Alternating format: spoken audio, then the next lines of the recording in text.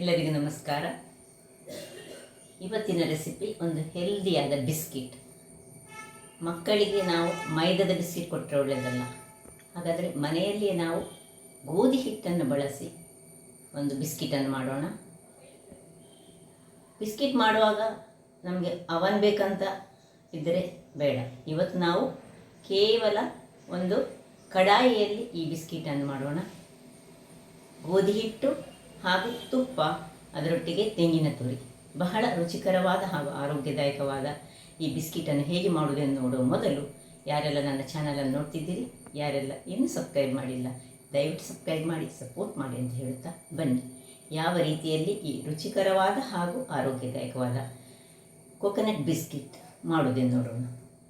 ವೀಕ್ಷಕರೇ, ಇವತ್ತೊಂದು ಹೆಲ್ದಿಯಾದ ಬಿಸ್ಕಿಟ್ ಮಾಡೋಣ. ಅದು ಸಹ ಗೋಧಿ ಹುಡಿಯನ್ನು ಬಳಸಿ ಮಾಡುವಂತಹ ಒಂದು ರುಚಿಕರವಾದ ಆರೋಗ್ಯದಾಯಕವಾದ ಬಿಸ್ಕಿಟ್.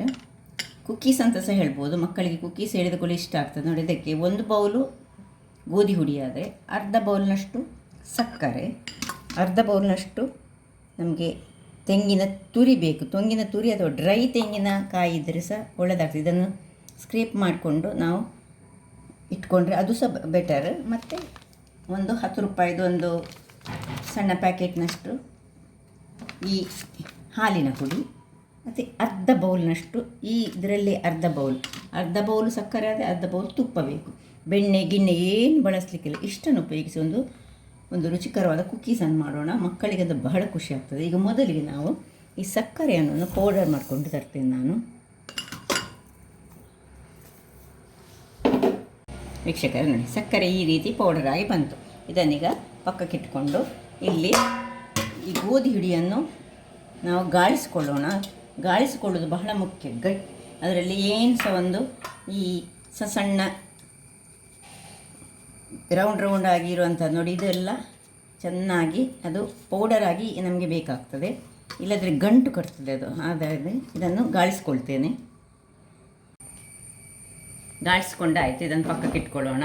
ಈಗ ಒಂದು ಪಾತ್ರೆಯನ್ನು ತೆಗೆದುಕೊಂಡು ಇದರಲ್ಲಿ ಅರ್ಧ ಬೌಲ್ನಷ್ಟು, ಎಷ್ಟು ನಾವು ವೀಟ್ ಫ್ಲೋರ್ ಅಂದರೆ ಗೋಧಿ ಹುಡಿ ತೆಗೆದುಕೊಂಡಿದ್ದೇವೆ ಅದರ ಅರ್ಧ ಬೌಲ್ನಷ್ಟು ನಾವು ತುಪ್ಪವನ್ನು ತೆಗೆದುಕೊಳ್ಬೇಕು. ಇಲ್ಲಿ ತುಪ್ಪ ಮುಖ್ಯ, ಬೇರೆ ಬೆಣ್ಣೆ ಗಿಣ್ಣೆ ಏನು ಹಾಕ್ಕೊಳ್ಳಿಕ್ಕಿಲ್ಲ. ಈಗ ಈ ತುಪ್ಪಕ್ಕೆ ನಾವು ಅರ್ಧ ಬೌಲ್ನಷ್ಟು ಸಕ್ಕರೆ ಪುಡಿಯನ್ನು ಮಾಡಿಕೊಂಡಿದ್ದೇವೆ, ಇದನ್ನು ಹಾಕ್ಕೊಳ್ತಿದ್ದೇನೆ. ಸಕ್ಕರೆ ಪುಡಿ ಹಾಕ್ಕೊಂಡು ಇದನ್ನು ಚೆನ್ನಾಗಿ ಬೀಟ್ ಮಾಡಿಕೊಳ್ಳೋಣ. 5 ನಿಮಿಷಗಳ ಕಾಲ ಇದನ್ನು ಚೆನ್ನಾಗಿ ಬೀಟ್ ಮಾಡಿಕೊಳ್ಬೇಕು. ಬೀಟ್ ಮಾಡಿ ಇದರಲ್ಲಿ ಇದು ಒಳ್ಳೆ ಮಿಕ್ಸ್ ಆಗಿ ಇದರ ಟೆಕ್ಸ್ಚರ್ ಸ್ವಲ್ಪ ಚೇಂಜ್. ಈ ರೀತಿ ಮಿಕ್ಸ್ ಮಾಡಿದ ಮೇಲೆ ಬೀಟರ್ನ ಸಹಾಯದಿಂದ, ನಿಮ್ಮ ಹತ್ರ ಈ ಇಲೆಕ್ಟ್ರಿಕಲ್ ಬೀಟರ್ ಇದ್ದರೆ ಅದರಲ್ಲಿ ಸಹ ಮಾಡ್ಕೊಳ್ಬೋದು. ಇಲ್ಲದಿದ್ದರೆ ನಮ್ಮ ಹತ್ರ ಹೆಚ್ಚಾಗಿ ಇರುವುದಿಲ್ಲಲ್ಲ, ಹಾಗಾಗಿ ಒಂದು 5 ನಿಮಿಷಗಳ ಕಾಲ ಈ ಕಲರ್ ಚೇಂಜ್ ಆಗೋ ತನಕ ಇದನ್ನು ಹೀಗೆ ತಿರುಗಿಸ್ಕೊಳ್ಳೋಣ.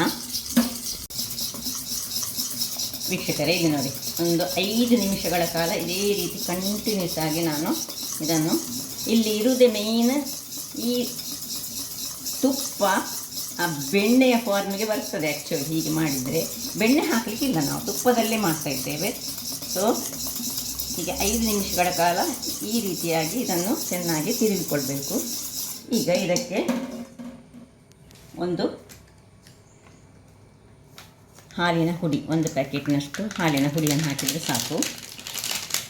ಹಾಕ್ಕೊಂಡು ಒಮ್ಮೆ ತಿರುಗಿಸ್ಕೊಳ್ಳೋಣ.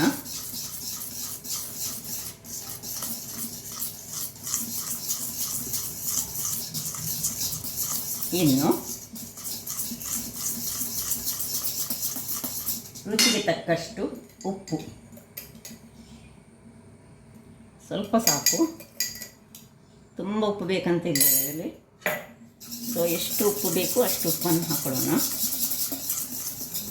ಇನ್ನು ಒಂದು 1/4 ಚಮಚದಷ್ಟು ಬೇಕಿಂಗ್ ಸೋಡಾ, ಸ್ವಲ್ಪ ಸಾಕು, ಹಾಕ್ಕೊಂಡು ಚೆನ್ನಾಗಿ ಇನ್ನೊಮ್ಮೆ ಈ ರೀತಿ ಈ ತಿರುಗಿಸೋದ್ರಲ್ಲಿ ಇದರಲ್ಲಿ ಇರೋದು. ಇನ್ನು ಏನು ನಾವು ಗಾಳಿಸ್ಕೊಂಡು ಇಟ್ಕೊಂಡಿದ್ದೇವೆ ಇದನ್ನು ಹಾಕ್ಕೊಂಡು ಇದನ್ನು ಈ ಗೋಧಿ ಹಿಟ್ಟನ್ನು ನಾದ್ಕೊಳ್ಳಿಕ್ಕಿಲ್ಲ, ಈ ಚಪಾತಿ ಹಾಗೆ ಸ್ವಲ್ಪ ಕೈಯಲ್ಲಿ ತಿರುಗಿಸ್ಕೊಳ್ಳೋದು. ಒಮ್ಮೆ ಇದರಲ್ಲಿ ಹೀಗೆ ಮಾಡಿ ಮತ್ತು ಕೈಯಲ್ಲಿ ಮಾಡ್ಕೊಳ್ಳೋಣ. ಇದಕ್ಕೆ ನೀರನ್ನೇನು ಸೇರಿಸ್ಕೊಳ್ಳಿಕ್ಕೇ ಇಲ್ಲ, ಕೈಯಲ್ಲಿ ಮಾಡ್ಕೊಳ್ತೇನೆ ನಾನು. ಇದೇ ರೀತಿಯಲ್ಲಿ ಚೆನ್ನಾಗಿ ಮಿಕ್ಸ್ ಮಾಡ್ಕೊಳ್ಳೋಣ. ಸೊ ಅಳತೆ ಕರೆಕ್ಟಾಗಿರಬೇಕು ನಮ್ಮದು. ಒಂದು ಅರ್ಧ ಬೌಲು ಸಕ್ಕರೆ, ಅರ್ಧ ಬೌಲು ತುಪ್ಪ, 1 ಬೌಲ್ನಷ್ಟು ನಮಗೆ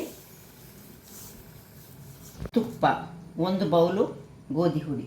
ಈಗ ತೆಂಗಿನ ತುರಿಯನ್ನು ಇದಕ್ಕೆ ಹಾಕ್ಕೊಳ್ತಿದ್ದೇನೆ. ಹಾಕ್ಕೊಂಡು ಸ್ವಲ್ಪ ಮಿಕ್ಸ್ ಮಾಡ್ಕೊಳ್ಳೋಣ.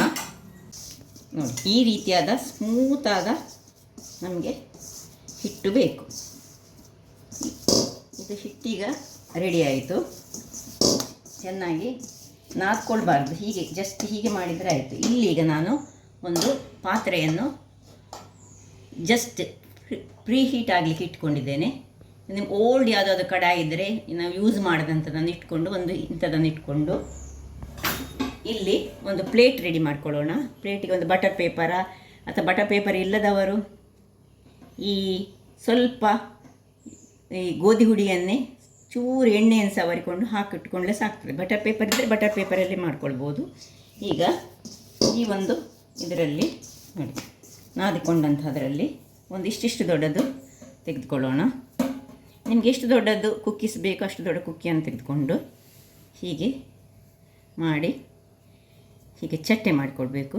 ಮತ್ತು ಇಲ್ಲಿ ತೆಂಗಿನ ತುರಿ ಇದರಲ್ಲಿ ಸ್ವಲ್ಪ ಹೀಗೆ ಇದನ್ನು, ನಿಮ್ಮ ಹತ್ರ ಡೆಸಿಕೇಟೆಡ್ ತೆಂಗಿನ ತುರಿ ಇದ್ದರೆ ತುಂಬ ಒಳ್ಳೆಯದು, ಅಥವಾ ಡ್ರೈ ತೆಂಗಿನ ತುರಿ ಇದ್ದರೆ ಸಹ ಬಹಳ ಚೆನ್ನಾಗಿ ಬರ್ತದೆ. ಇದನ್ನು ಒಂದೊಂದಾಗಿ ಇದರಲ್ಲಿ ಇಟ್ಕೊಳ್ಳೋಣ. ಹೀಗೆ ಇಟ್ಕೊಂಡು ಎಲ್ಲವನ್ನು ಅದೇ ರೀತಿ ನೋಡಿ ಒಂದೇ ಸೈಜಿನಲ್ಲಿ ನಾನು ಮಾಡ್ಕೊಳ್ತೇನೆ. ಹೀಗೆ ತೆಗೆಯುವುದು. ಇದು ತುಂಬ ಈಸಿ ಸಹ, ಮತ್ತು ನಾವು ಮನೆಯಲ್ಲೇ ಮಾಡಿದರೆ ಮಕ್ಕಳಿಗೆ ಕೊಟ್ಟರೆ ಏನು ಆರೋಗ್ಯಕ್ಕೆ ಹಾನಿ ಇಲ್ಲ. ಈಗ ಬರುವಂಥದ್ದೆಲ್ಲ ಮೈದದ್ದು. ಅದು ಸ್ವಲ್ಪ ಚಟ್ಟೆ ಮಾಡ್ಕೊಳ್ಳೋಣ. ಹೀಗೆ ಚಟ್ಟೆ ಮಾಡಿಕೊಂಡು ಈ ತೆಂಗಿನ ತುರಿ ನಮ್ಮ ಹತ್ರ ಹೆಚ್ಚಾಗಿ ಈ ಕರಾವಳಿಗರ ಹತ್ರ ನಮ್ಮ ಹತ್ರ ನಾವು ಡೆಸಿಕೇಟೆಡಲ್ಲಿ ಇಟ್ಟುಕೊಳ್ಳೋದಿಲ್ಲ, ನಮ್ಮ ಮನೆಗಳಲ್ಲಿ ತೆಂಗಿನ ಮರ ಇರುವಾಗ. ಸೊ ಇಲ್ಲದಿದ್ದರೆ ಈ ರೀತಿ ಡ್ರೈ ತೆಂಗಿನ ಕಾಯನ್ನು ಸಹ ಮಾಡ್ಕೊಳ್ಬೋದು, ಯಾವ ಸಾಕ್ತದೆ. ಹೀಗೆ ನೋಡಿ ಒಂದೊಂದೇ ಹೀಗೆ ಇಟ್ಕೊಳ್ಳೋಣ. ಎಲ್ಲವನ್ನು ಇದೇ ರೀತಿ ಇಟ್ಕೊಂಡು ತೋರಿಸ್ಕೊಡ್ತೇನೆ. ಇಲ್ಲಿ ನೋಡಿ ಎಲ್ಲವನ್ನು ಹೀಗೆ ಅರೇಂಜ್ ಮಾಡಿದೆ. ಸ್ವಲ್ಪ ಸ್ಥಳ ಇಟ್ಕೊಳ್ಬೇಕು ಇದಕ್ಕೆ. ಮಿಡ್ಲಲ್ಲಿ ನೋಡಿ ಒಟ್ಟು 1 2 3 4 5 6 7 ಮಾಡಿ ಇಟ್ಕೊಂಡು ಇಲ್ಲೀಗ ಬಿಸಿಯಾದಂತಹ ನಮ್ಮದು ಓಲ್ಡ್ ಯಾವಾಗಲೂ ಒಂದು ಪಾತ್ರೆಯನ್ನು ಯೂಸ್ ಮಾಡಿ ಇದರಲ್ಲೀಗ ಇದನ್ನು ಇಟ್ಕೊಳ್ಳೋಣ.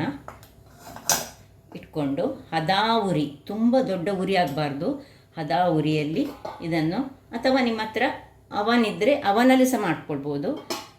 ಮೊದಲಿಗೆ ಮಾತ್ರ ಪ್ರೀ ಹೀಟ್ ಮಾಡ್ಕೊಳ್ಬೇಕು. ಇದನ್ನು ಮುಚ್ಚಿಕೊಳ್ಳೋಣ. ನೋಡಿ ಇದು ಈ ರೀತಿ ಮುಚ್ಚಿಕೊಂಡು ನೋಡಿ ಉರಿಯನ್ನು ಹದಾದಲ್ಲಿ ನಾನು ಮಾಡ್ಕೊಳ್ತಿದ್ದೇನೆ. ಒಂದು 10 ನಿಮಿಷಗಳ ಕಾಲ ಬೇಯಿಸ್ಕೊಳ್ಳೋಣ. ವೀಕ್ಷಕರೇ, 20 ನಿಮಿಷಗಳ ಬಳಿಕ ನೋಡಿ ಹೀಗೆ ಇದು ರೆಡಿಯಾಗಿದೆ. ಅದು ಇದನ್ನು ಈಗಲೇ ಹೀಗೆ ಮುಟ್ಟಿಕೊಳ್ಳಿಕ್ಕಿಲ್ಲ. ಇದನ್ನೀಗ ನಾವು ಹೊರಗಡೆ ತೆಗೆದುಕೊಂಡು ತಣ್ಣಗಾಗಲಿಕ್ಕೆ ಬಿಟ್ಕೊಳ್ಳೋಣ. ಇದು ಕೂಡಲೇ ತೆಗೆದ್ರೆ ಏನಾಗ್ತದೆ ಹೇಳಿದರೆ ಪುಡಿ ಆಗ್ತದೆ. ಅದರಿಂದಾಗಿ ಸ್ವಲ್ಪ ಹೊತ್ತು ಇದನ್ನು ಬಿಟ್ಟುಕೊಂಡು ನೋಡಿ ಎಷ್ಟು ಅಗಾಲಾಗಿ ದೊಡ್ಡದಾಗಿದೆ. ಇದೇ ರೀತಿ ಇದರಲ್ಲಿ ಉಳಿದದ್ದು ಒಟ್ಟು 10 ಆಗಿದೆ. ನಾನು ಹೀಗೆ ದಪ್ಪ ತಳದ ಇದರಲ್ಲಿ ಮಾಡಿದರೆ ಇದು ಸ್ವಲ್ಪ ಬೇಗ ಸಹ ಆಗ್ತದೆ ಮತ್ತು ಬಹಳ ಚೆನ್ನಾಗಿ ಸಹ ಬರ್ತದೆ. ಇದು ಸಹ ಆಯಿತು. ಇದನ್ನು ಸಹ ಆಫ್ ಮಾಡ್ಕೊಂಡಿದ್ದೇನೆ. ಸೊ ಇದನ್ನು ಸಹ ಈಗ ತಣ್ಣಗಾಗಲಿಕ್ಕೆ ಬಿಡ್ತೇನೆ.